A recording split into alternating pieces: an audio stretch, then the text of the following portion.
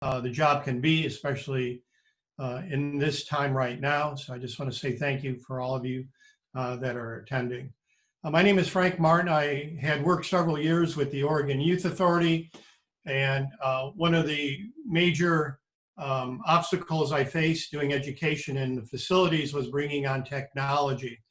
And it was doing it in a way that is safe, that could also have the right content for the young people, and that it was also engaging for our staff. So I'm going to walk you through a broad scope at first about going digital in corrections, and majority of these images that you're going to see are actually in facilities. Some of them I ran pilots with laptops from Endless, also with Rachel servers, and then also some of them are gained from just regular K through 12 and college images that we ran during our courses. So just want to give you a heads up on that. Just real quick, if I could ask, during the presentation, I'll pause to see if there's questions. Also, at the end of the presentation, I'm going to navigate through content that's free and available to give you a real online look on that. Okay, again, thank you.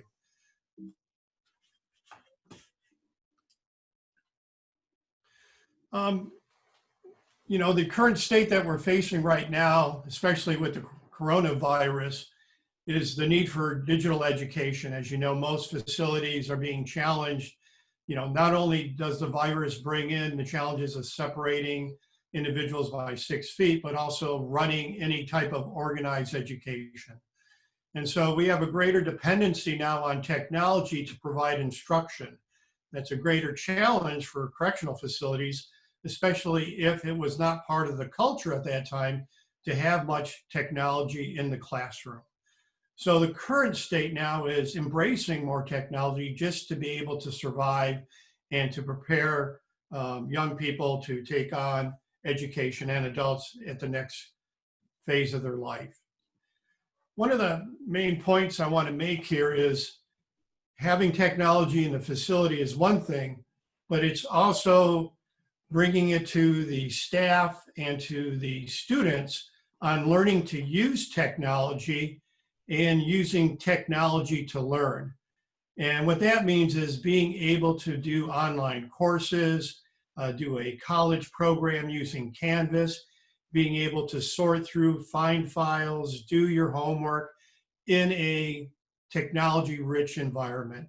So it literally changes the whole classroom environment, not only for the teachers, but for the instructors that are now having to rely on technology to run their classes.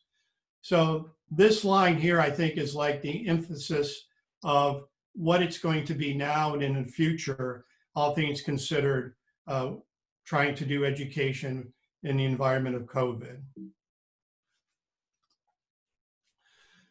When you begin to start your strategy at your facility, it's who do you have in your population and what are their needs? And you begin to start with every individual and group trying to put together a learner strategy. And you'll need to find what are the strengths, the weaknesses, the preferences, the goals of the individual student. And the reason for that type of awareness lies in the fact that you're going to have to align with digital content. And most of us know that we sort of land on our students. We don't have a choice of the student population. They're arriving at our doorstep, everything from, you know, maybe 1 credit all the way to an individual wanting to go to college. And so we need to know who they are in order that we can direct content and access. And the way the digital content is these days, you can provide an array of content, K through 12, all the way to college. Once you do know the individual, the next part is, as I said earlier, computer-assisted instruction. And there's a number of ways that you can go about this. There's some programs that are using software packages called Canvas and Moodle. There's others that replicate a website, and an individual can gain content through like something like Khan Academy and figure out what they need to learn according to their own pace, according to their own comprehension. And then they're able to build on what they're learning through a digital access sense. With time and with proper supervision, a young person and an adult can go through courses and build on what they learn gradually through going through content and courses. And this is a new phase. This brings about the opportunity to make instruction available anytime, anywhere, especially when it's offline and it's secure. We often had challenges with young people that come into our system that have no knowledge of technology, but they're leaving and having to enter college, and suddenly technology is everywhere. It's not only college, it's also landing in your community and having to sign up for maybe your electric bill, finding out resources for your medical care, being able to find out the next employer through visiting an employment website. So all these activities are happening in light of using technology in transition. And that's why we need a lot of transition education through digital means, and to nurture that and to have young people and adults be able to critically look at what they're looking at, being the web content, and finding what their needs are. And keeping in heart and soul, of course, lifelong learning. And that's so true using technology. I think one of the parts of being in the education world, as we all know, is when you have investment of the students, it's also being a different role for supervising staff and for instructors. Oftentimes, some of our facilities, they allowed laptops within living units. And to a group of managers, that was very questionable. They never had laptops on living units. They, restricted access only to a certain place, a certain time. And so what we had seen at several sites is now staff were being mentors. They were also helping, students have access to learn how to use laptops during their leisure time and help guide them towards a responsibility of having a laptop in their possession. And we learned through that activity that at several sites, incident rates went down, reading achievement went up, and just the general interest of a student to explore and to figure out for themselves how to use the technology. I think that's one of the key points that we had seen. When we put together programs, especially any program at any site, one of the areas we had addressed first was ramping up digital skill sets so that the students actually understood what they were getting into and what skills they needed to be successful when they leave, either on their own in a community or also going into higher ed. But we had to get these fundamental areas covered first. One is communication, and that is through the digital sense.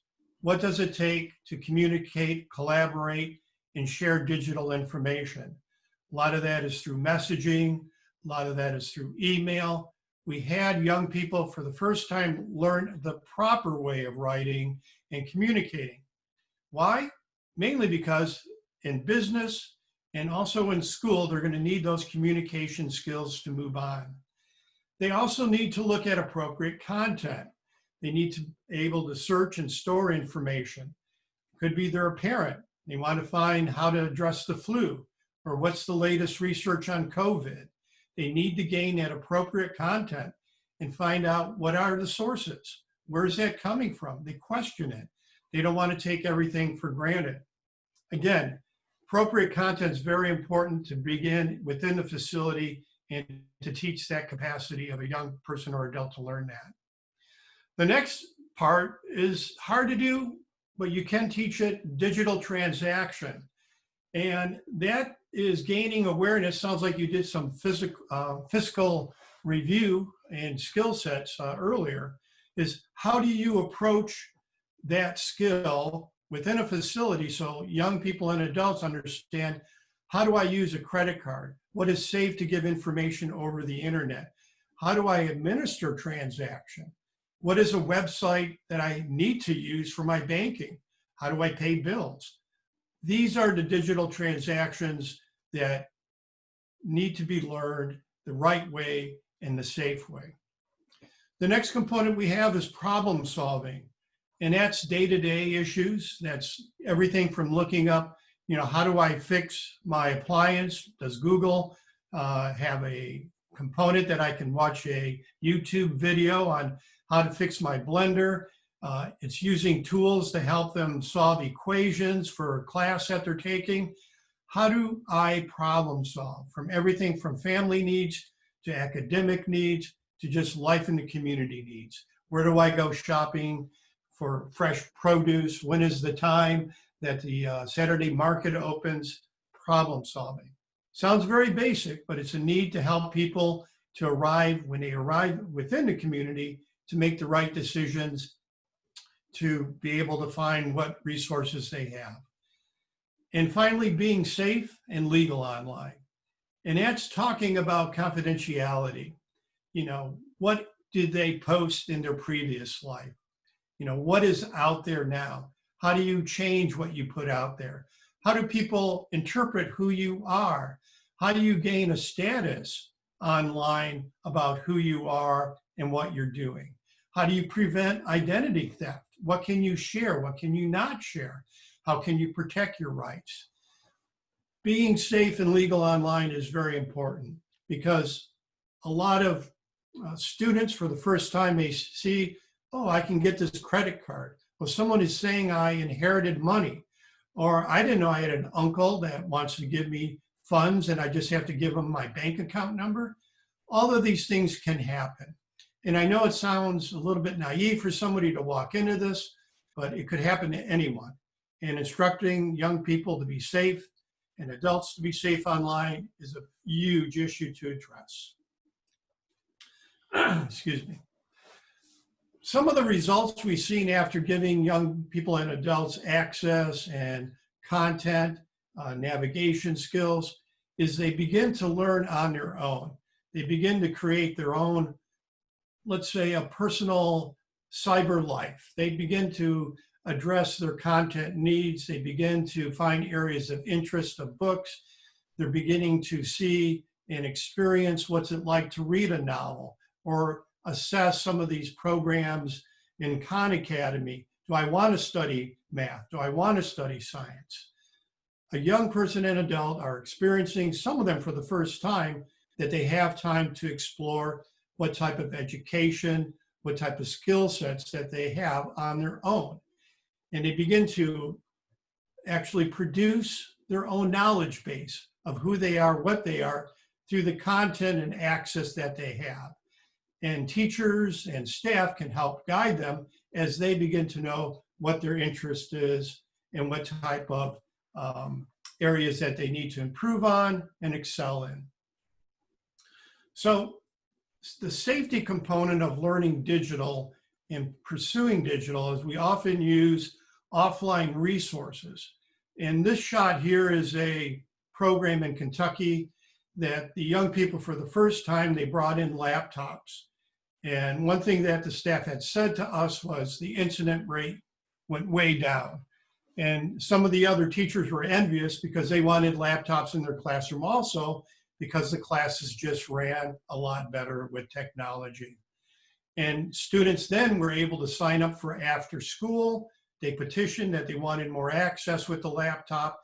They found more satisfaction through using the technology. So most young people and adults have laptops. Normalizing it is at your facility, trying to increase the ability to gain access. Now, some programs, they would open access within a classroom, within a library, even within the living unit. And young people and adults would check out the laptop from a docking station, or they would check it out from a charging area and then use it for the day. There's a lot of different ways. I'll get into that a little bit later. But it's important that you set an environment for access. And it will usually be with low supervision rates, 1 or 2 staff, if that. So I'm going to pause there. I know I covered quite a bit now. I'll take a few questions now. The broad scope of the environment, running programs with technology. Do you have questions or input right now?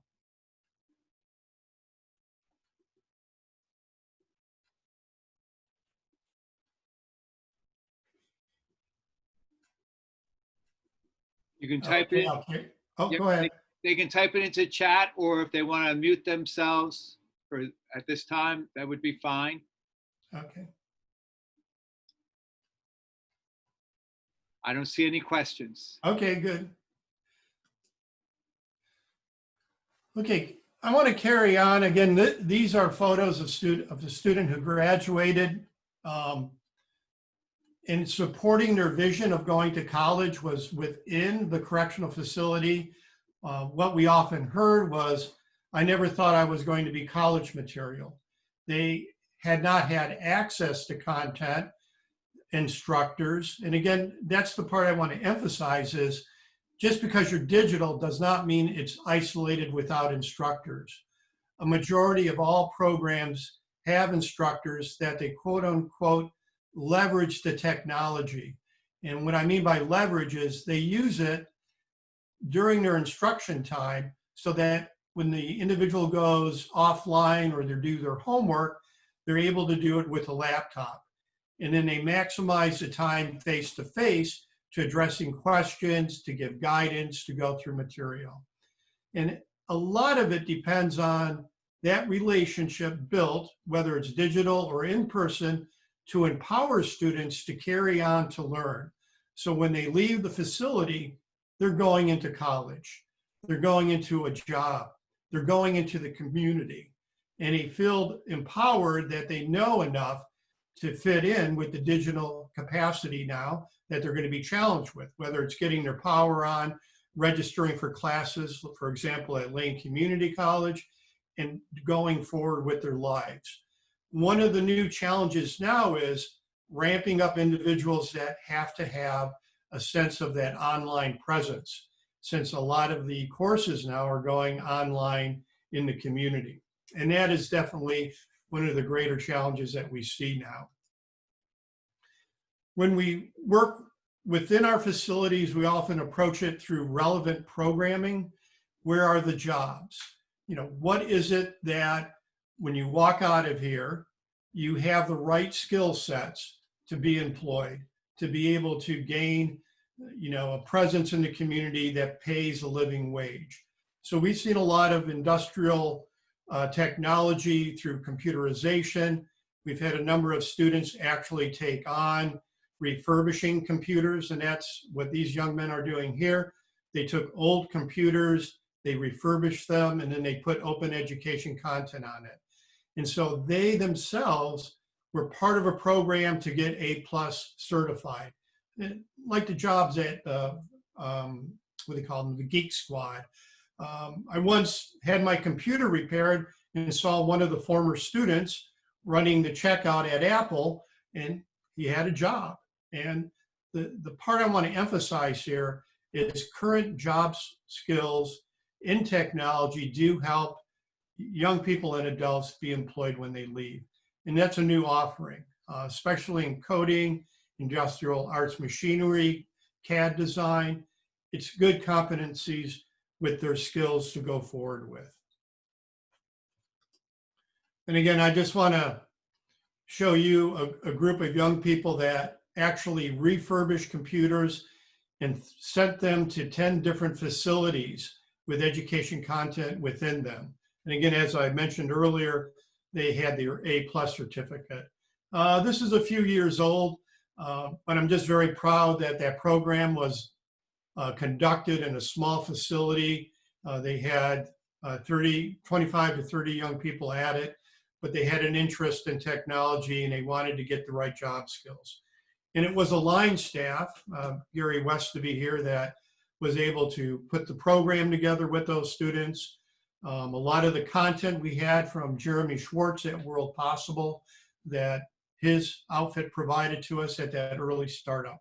So it was a great vision that the staff and the youth wanted to see through. One other component that I'd like to stress is when you have all this technology going on and you're promoting online learning, you're promoting digital access in all the classes, you're using virtual technology, the next component is let's get accreditation. And that comes in a variety of ways. Several schools that I've worked with actually established test centers within the correctional facility. So we had, and most of you probably have this already, GED. And then the next one there is college level exam program, CLEP. So if you're offering courses that used to be online and you put them offline, a young person or adult can learn and get college credit through testing out. NCRC, career readiness, driver education, and then also welding simulators. We had those running at all the facilities. It actually was a great way of reducing cost, not having to purchase all the metals and all the tanks of different types of gases. So consider your site and investigate it to be a test center. I think that is so important for making a program successful. Getting all these, go ahead. Could you repeat that?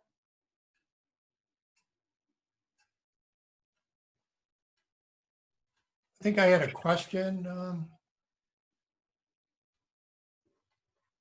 Okay, I guess it broke up. Yeah. One of the areas I want to talk about now is to make all these programs happen, to do, online work, offline work, career education, it takes developing policies. And so that policy may be as simple as, how do we allow digital devices within the correctional facility?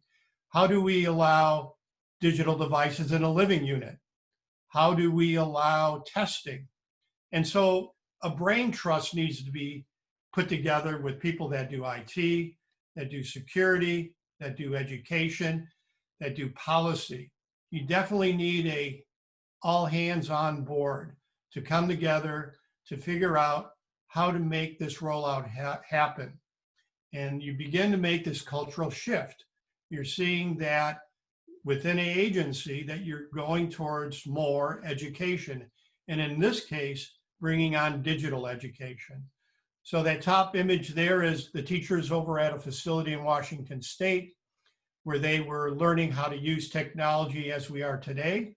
And then they deployed with 10 laptops like 3 years ago. And now today, every youth correctional facility in the state of Washington has one-to-one use of a laptop. So they went from 10 to well over 300. And on top of that, they began to do higher education, and they went a step further and also provided technology and residential programs, that it was one-to-one within a residential program for the young people and adults to have access. Below that is our friends in the state of Massachusetts. We started off again, very similar, with 10 laptops, and now they are expanded, I believe, over 300 plus. So there are ways of doing this.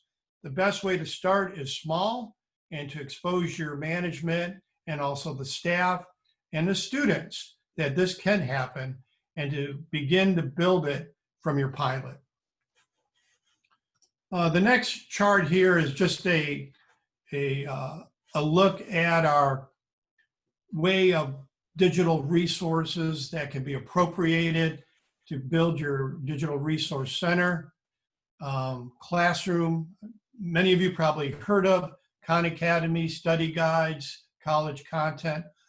This created a digital atmosphere that could reach out from K through 12 to college, through transition, and also partnerships. A lot of the facilities wanted to put their own digital content in. It could be a, anger management course. It could be skill building and master gardening. So the students and the staff, and also sometimes even volunteers, said, I want this content in our program. So it's building that digital resource center. And again, all of this can happen with planning, with policy, and access to technology. I just want to throw out information of how it can be done. And the atmosphere here, when all the pieces come together, as we would say, the sum of the parts, is that you would be providing that access to the laptop. And through that, you're promoting safety and security through the digital resources. Not only that, but you're also providing the individual with accomplishment, and they're having time to experience education, to gain their own knowledge base. You affirm their academic advancement, you support programs, and the families can see that they're using their time for study. In the end, it results with reentry skills being in a digital sense. They have computer experience, competency, and self-esteem. And so often I heard young people and adults going into the community before we did this, when I was a parole officer, and they would say, I never expected as much need to have computer skills when I left that facility. And I think that's even more so today.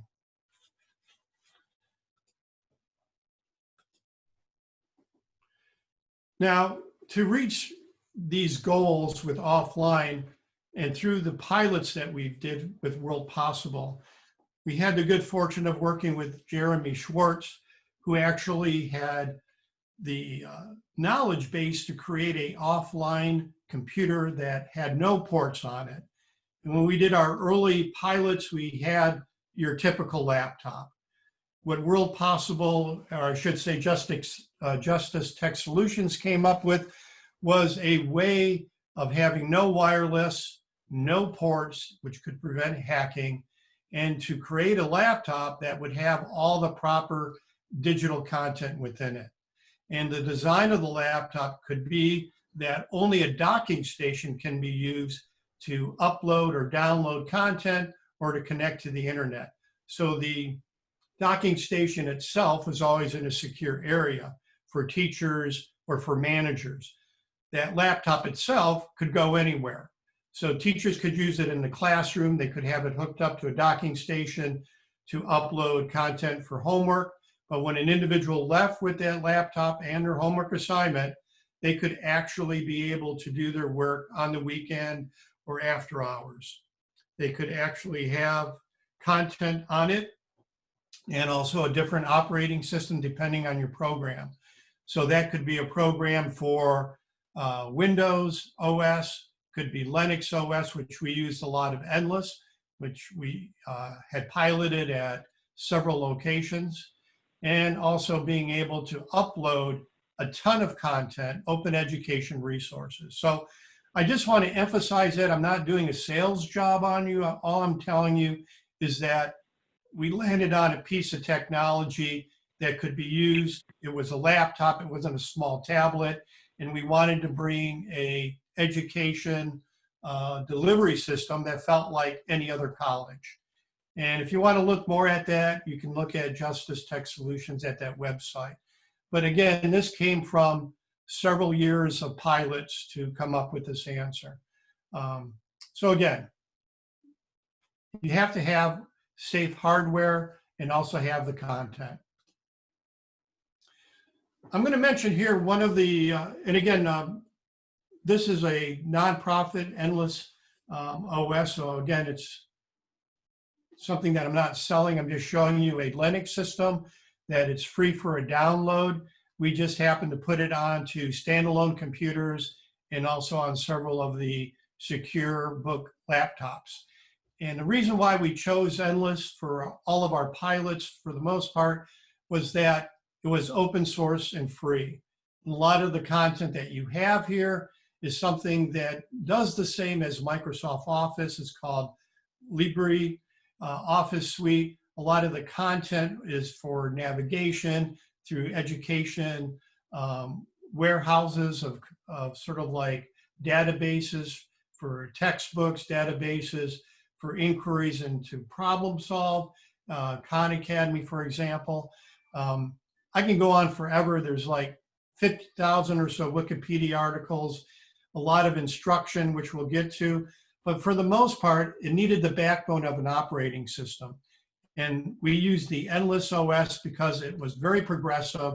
Endless was designed to be used in developing countries that had limited or no access to the internet, and which was really perfect for our situation, having to address safety and security in facilities, but offer robust programming at the same time. So that's, again, I'm emphasizing some of the solutions for offline. The other major component, you may have heard of this, is the Rachel servers. These are portable Wi-Fi, or I should say private Wi-Fi. It doesn't touch the internet, but it's captured web pages. It's captured content that only goes to a wireless signal, which a laptop or a tablet can pick up. It doesn't touch the internet. It only sends, sort of like your private cloud, for example. And it just sends out a lot of content. And up to 50 users can use it. We've seen this used at several facilities. We've seen it used at a lot of vocational programs offsite. Firefighters in the community have used it for training for their firefighting programs. So a lot of content that you have, you can also place it on Rachel. And Rachel also gives you the opportunity to upload your own content and upload content that's available. And if you have time, please go to the World Possible website. You can look at Rachel. You can also go to OER2Go, and that has a ton of resources that you can upload. Everything from college textbooks to Wikipedia for schools, Algebra to Go. And again, I'll be showing you those items in real time. And then also, as I mentioned earlier, is the Endless. And then Frank, we have a quick, question. I want to show you content. Yes.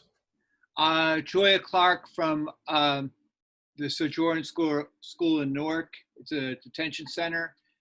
She said, I absolutely love that resource. Thank you so much. My students and I have been tinkering with Raspberry Pi on microcontrollers. Do you know if Endless OS will run on RPI? I don't know, but I will ask. And thank you very much for those kind words. I haven't loaded it on the Pi device yet, but I will look into that. And if you can shoot me the email address, I can respond back to that too. Thank you. And thank you again. Here, I'm giving you a broad scope of what the Rachel content looks like so that you can actually choose what type of programs you want at your facility.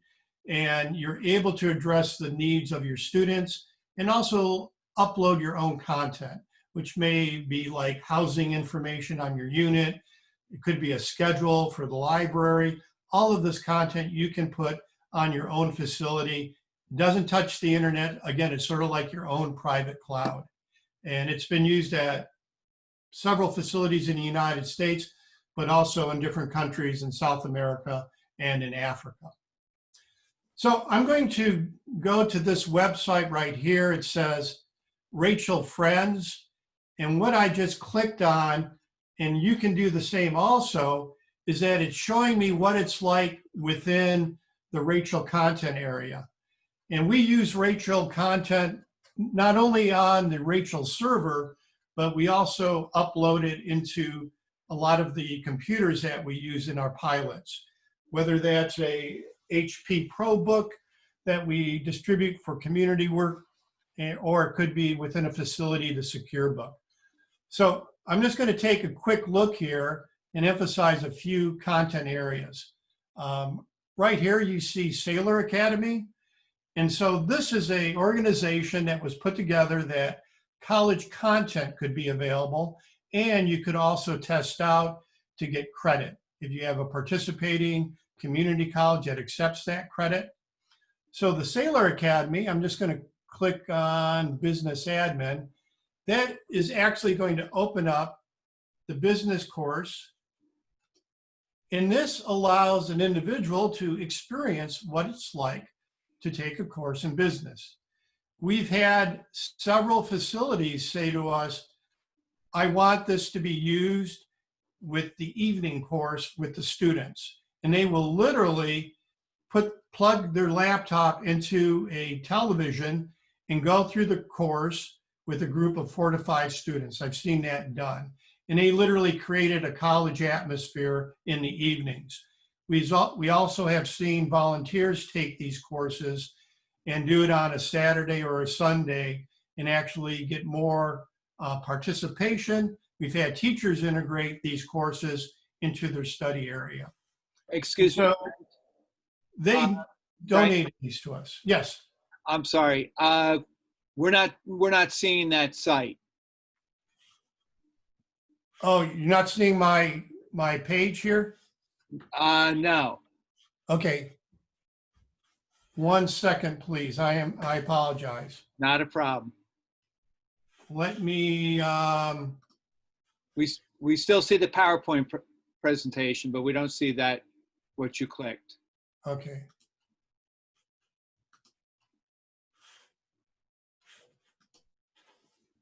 Thank you, Fabrice. How about now? Yes. Yes, we did. Okay. Very good. My apologies. Not a problem. Everybody's happy now. That's important. So here's the Rachel home. And then I was just showing all the content here. And this is what you would see on a Rachel server. This is what you would see if you choose all this content on a laptop. So we've actually ported this into a lot of the laptops that we're using and also standalone computers. And here's Saylor Academy. Mr. Saylor himself, he donated all these courses. He believes in education. And we were able to upload all of these courses. And I just want to show you how easy it is to go. Here's the English course, pre-college English. And what I like too is they tell you how long the time will take to go through the courses and how many hours to complete the units, like for example, 14 hours here. Once you walk through all of this, you can test out for credit. And again, as I was saying earlier, a number of programs, they use the Saylor content to enhance their course, or they do private study. Again, it all depends on what you want and what your needs are. KA Lite, I don't know if a lot of you know Khan Academy or not. A lot of it is used as support for GED.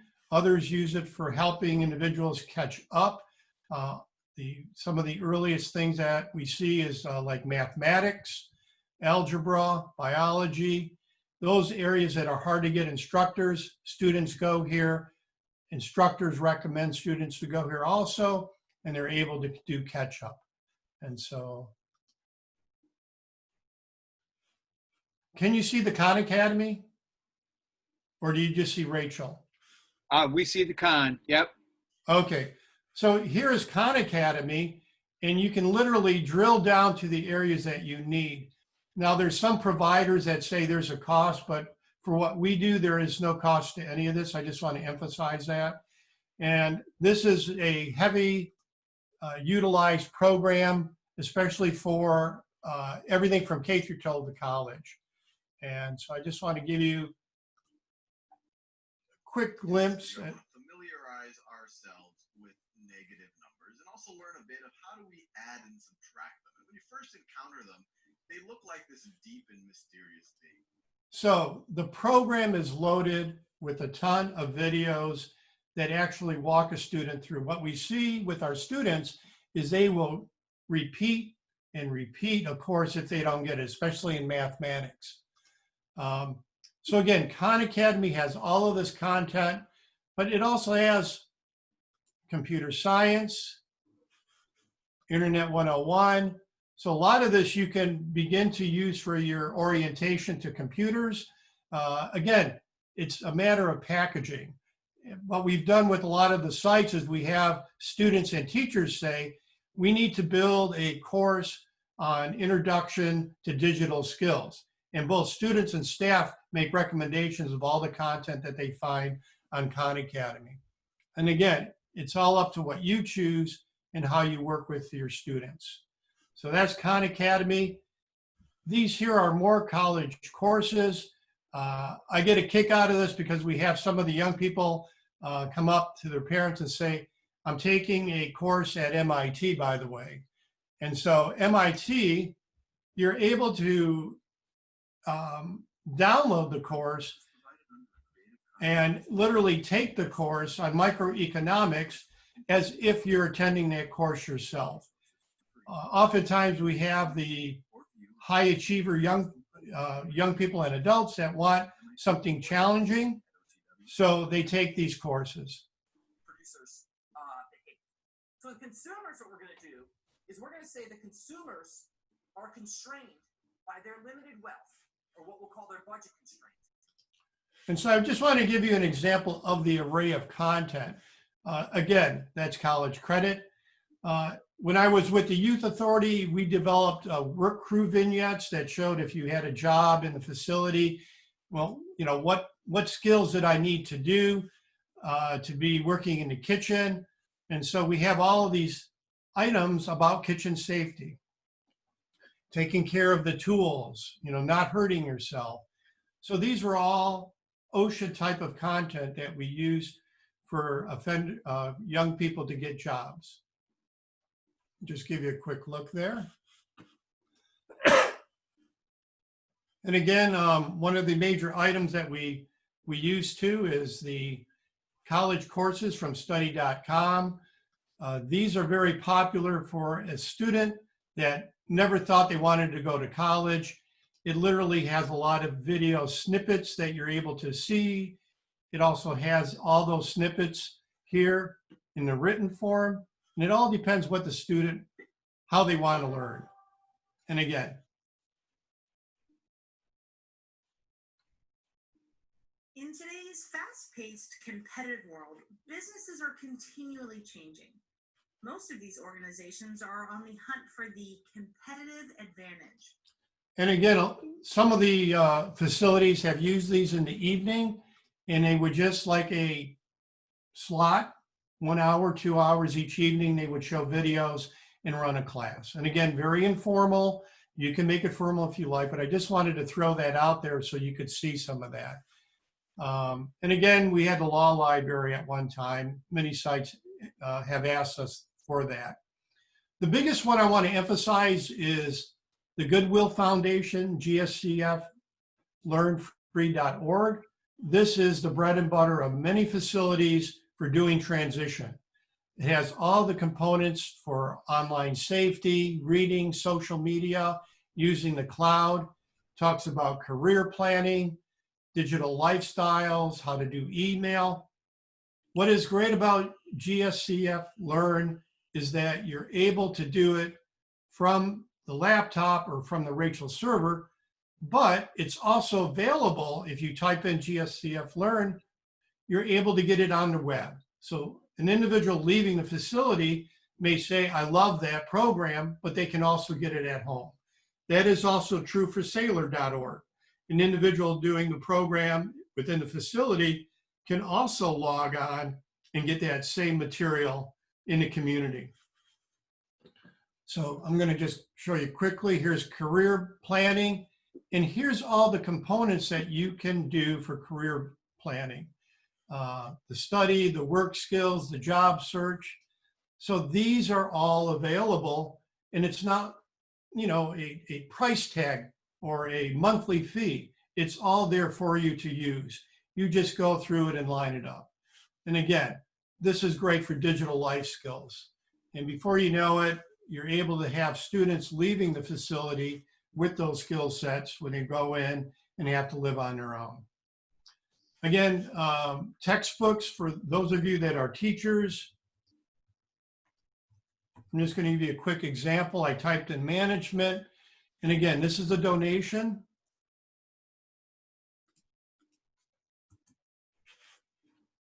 Oh, my browser's not working, but this here shows you all the courses, business ethics workshop. that are available from Saylor.org.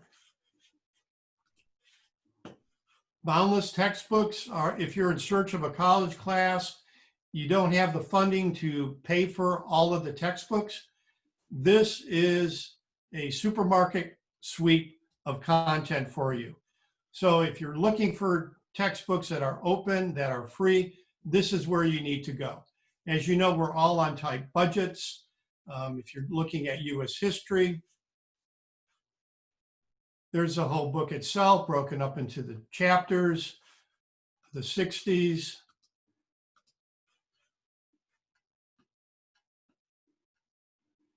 Mississippi Freedom Summer. All this content, again, is free. You just search it out, you find the textbooks, you're able to arrive on them. Boundless Textbooks. If you're running a K through 12 program, again, all these resources, K through 12. A number of times we've had instructors download these for individuals and programs. Again, you probably have a lot of needs with your students, but have lack of resources to get there. And so what happens, I can click on algebra, and now I'm going to have a whole version of that textbook downloaded. Well, it takes a while for mine to download, but rather than sit there, it's big textbook. So you can go through all of these areas, K through 12. And again, this is just an example we put on our law library in Oregon. This was actually a site that was very popular. Again, math is real important. Algebra to go is really big, especially for individuals that need to do catch up, that want to go to voc ed. Our friends in DOC in Utah, they use this as a prep course to have students get into their digital industrial arts program. What I like about Algebra to Go is they're fun. You can read, you can watch videos.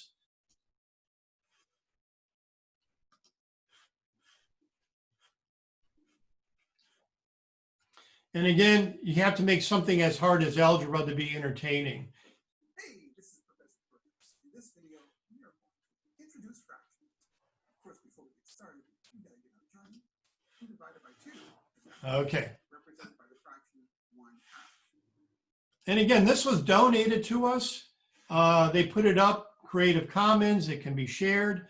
But this was a program we had met a lot of success with because it was more of a, how do you learn algebra in a fun way? And you can repeat it over time if you're forgetting, oh my God, what did I learn about fractions? Again, you choose your content. Music theory was very popular at facilities. A lot of young people wanted to be artists, and some of them are great artists. They want to learn more about music. Wikipedia for schools. Again, this is like a bread and butter type of program.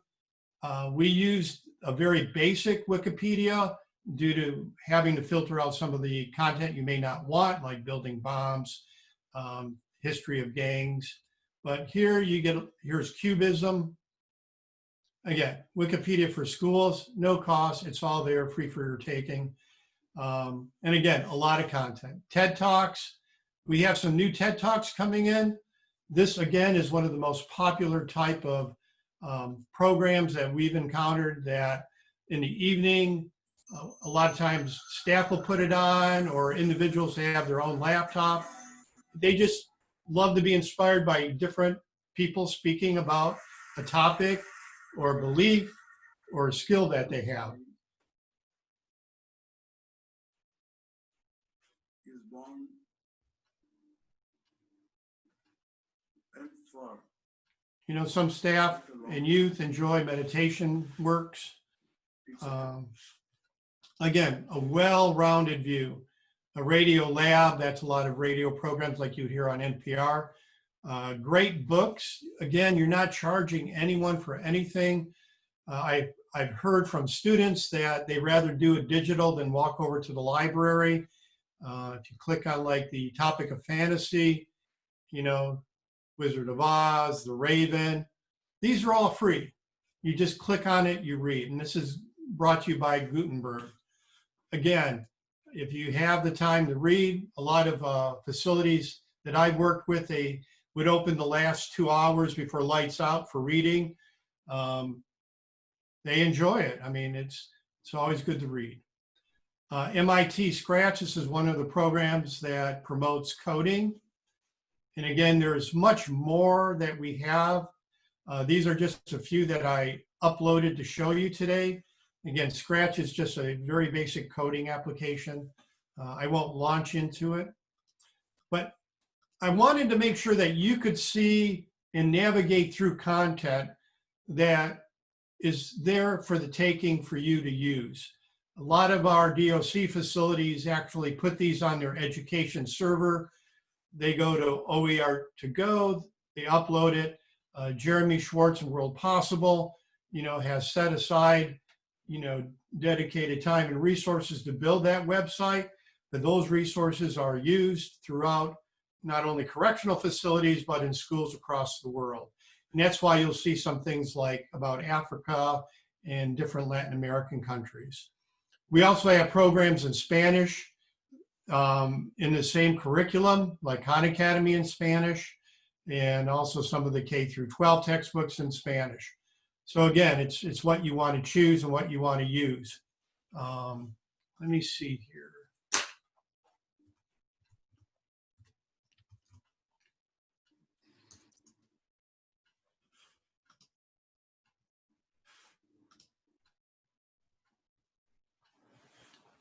And again, I just want to show quickly, this is OER to go. And this is where you would upload, for example, if you have an education server at your facility, you want to build standalone computers, you want content, or for example, you have purchased some laptops that are secure and you want to put content on them and you want to find out, where do I go? So you remember Algebra to Go? Well, here's Algebra to Go. So if you inform your IT staff the content that you want, where the parking lot is, I'm sure they know the process of uploading it to your server and handling it. Again, we use something very similar to this, I would say probably 6, 7, 8 years ago in Oregon when we started to do standalone computers. But this has all the content. Here's Fair Shake, maybe you know of that. It's a resource for reentry. Here's the Goodwill Foundation. So this is your parking lot. Here's Khan Academy. Here you can see the content that's available. And again, I know I kept mentioning his name, Jeremy Schwartz, and the work at World Possible is phenomenal with his support for corrections for both hardware and software. And again, that's the site there. Questions, comments? Joya Clark was the person that reached out to you about the RPI server, and she said she found it on rachelfriends.org. So Oh, great. She has that in the chat. Very cool. Thank you. Appreciate that. Well, this has been amazing. I tell you, I really appreciate this resource. I know the challenges, having been there when I started at Youth Authority for Education, having at that time 12 facilities and having from the ages of 12 to 25 and trying to figure out how are we going to get all these resources. And the best way at that time I thought was being able to go digital. And it took time, it took changing, state law that people that are in facilities can have access to the internet, that we would layer it with online and offline resources, and that we would have secure funding to keep programs going. But I do understand the challenge of how do you start? How do you get everyone on board? And it does take a quote unquote, a group hug of everyone saying, this is best for the agency, for the state, for my county, for my jail, to have these resources, especially now that we're dependent on, technology to go to college, to do a lot of our purchases online. So that's just a new reality we're facing. And I'm hoping that part of this presentation can help the states, the counties, the jails to move in that direction without breaking their budget, which is probably already getting, diminished with all the other needs states face and other jurisdictions face. We have a question from Linda Delman. She's asking, can the programs be viewed before requesting them on Rachel? So can they be viewed before you get them from Rachel? Oh, yes, of course. The Rachel content, when you go into the Rachel device, you hook it up to the internet, and then you pick and choose the content that you want.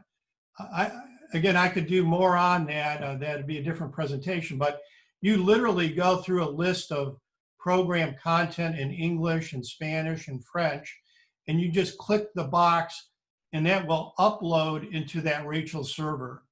And then you don't buy anything. Once you have your Rachel server, you choose the content, and then you're able also to create through the USB or your laptop to put your own content on the Rachel server. So yes, you're able to choose everything, what you want, the order that you want to prioritize it. That's all available for you. Excellent. Do we have any other questions out there or comments?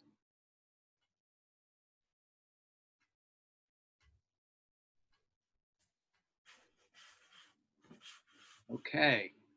Well, Frank, this is really, as I said, very informative. I know when I was in the classroom, we had one computer, then I had two computers. We did have a computer repair class. So what I did is the computer repair guy was like my next best friend, because his guys would come in and repair the computer. They would get computers that were donated, and we were able to, when I became his supervisor, we were able to hook up a lot of computers around the facility, which was great. So I didn't know about all these other free resources, which is amazing. That's great. Yeah, and especially in this time and place right now, I'm big into the term I like to use is digital equity. And I grew up in an area of Detroit, and we didn't have much of anything. And so I have empathy of trying to, do the best we can with what we have. And that's both in, whether you go to your state surplus to get computers or you have funding to purchase, but try to improve the condition of education within your facilities. And now more than ever, to ramp up those digital skills, I think is of great importance. I just have in my heart, the deepest concerns that it's hard to ramp up with all these challenges to technology in facilities, but there are solutions. And that's what I wanted to share today is you can do it. And I wanted to share what we had conducted in Oregon and in several other states by using, open education resources and, Linux tools and devices that nonprofits had created. So if anyone wants more information, please feel free to email me. I'm with a nonprofit. They give me plenty of freedom to help other states to do webinars or to just, have a chat about strategies. I don't mind that. I enjoy the purpose of what we're doing, always have, to try to make improvements with our work. Well, thank you so much, Frank. So that's going to end our webinar for today. Just someone had asked me about future webinars. Just so you know, we have 12 different webinars that have been recorded and they're on our website, and that's cearegion1.org. And they're just sitting there. So if you weren't able to see those over the last month and a half or so, you can check those out for free. I want to give a plug for our national organization, Correctional Education Association. They're hosting their first virtual conference July 14th through the 16th. And if you're a member of CEA, the National and International Organization, it's $35. If you're not a member, it's still a bargain. It's $50. So think about it. You have 3 days of training for $35 or $50. And they have at least, I'm going to say at least 10 different exhibitors that are going to be lined up. So if you're interested in different technology or books or whatever you're interested in, you'll be able to meet with the different exhibitors at that conference. And we're not going to have a webinar until the end of the Friday of, I think it's July 26th. So we're going to take a little bit of a break from our webinars, but as I said, they're available. And if anybody out there would like to volunteer to do a webinar, I believe in educators. The best educators are the ones that educate other educators, which I learned something new every week when we do these. So thank you so much, everybody else. Please, thank you. And your certificates, I know those are important. Your certificates are on their way. I'll send those out. I also have a recording of Frank's workshop, so you can take a look at it. It might take a little bit for it to get formatted to go onto our website. What I do is I send it to Albert Alba, who's our president from Rhode Island, and he's nice enough to do his time reformatting things and then putting it on our website for me. So thank you, Frank, again, and everybody. Thank you. Be safe and be healthy. And as Frank said, if you've got questions, I'm going to be sending him your emails as well, so he has that, so he knows who's reaching out to him. All right. Thank you. All right. Thank you. Thank you. You're welcome. Welcome. Thank you. You're welcome.